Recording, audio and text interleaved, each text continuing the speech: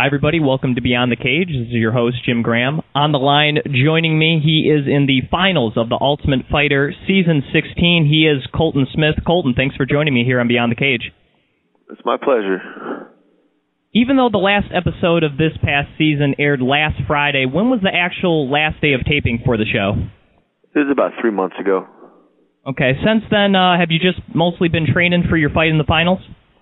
Yeah, absolutely. You know, I've been preparing since right when I got out of the house, training with really great guys. I surrounded myself with an awesome camp.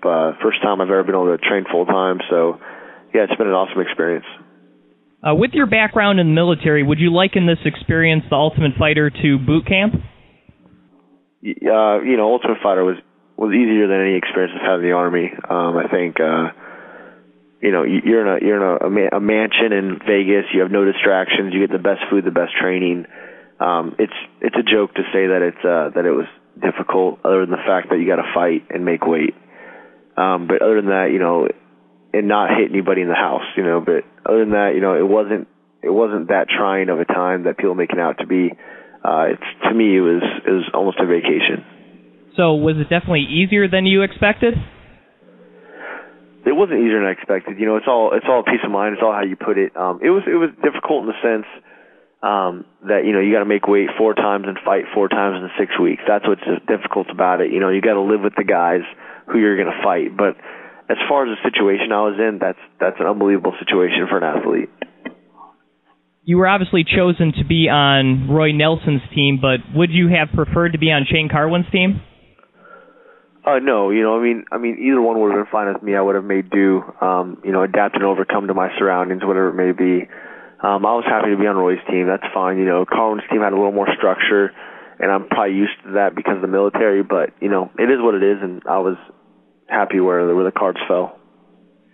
Considering some of the coaching decisions that Roy with picking straws and whatnot, did you maybe agree with some of his methods or disagree with them? I didn't really play into that. I didn't really get worried about that or stress myself out about decisions that, you know, Roy or the other coaches made. I just focused on me, focused on, you know, the mission, the task at hand. So it didn't bother me at all.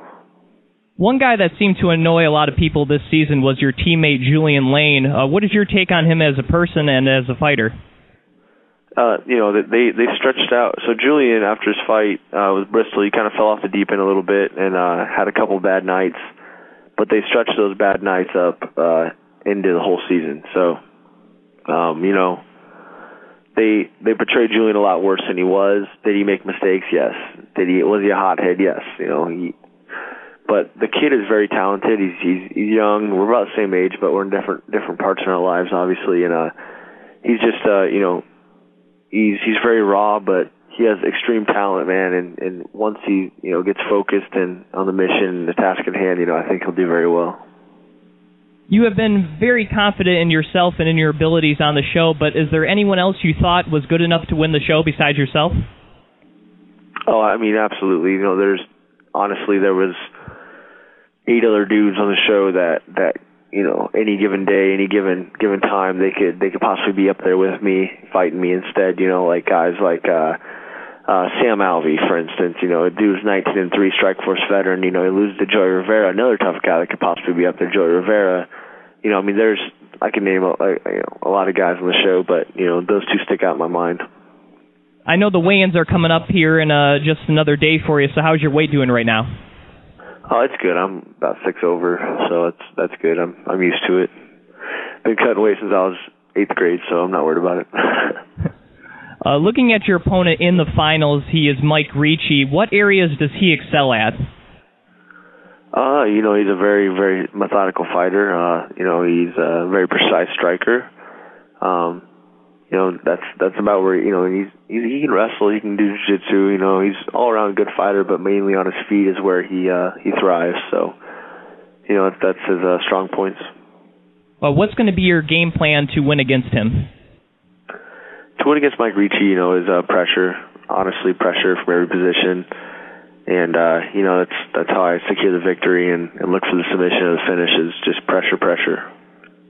Even though your coach on the show, Roy Nelson, won't be fighting Shane Carwin, the other coach, He's taking on Matt Mitrione. Do you have your coach, Roy Nelson, beating Matt Mitrione in the main event of the TUF 16 finale?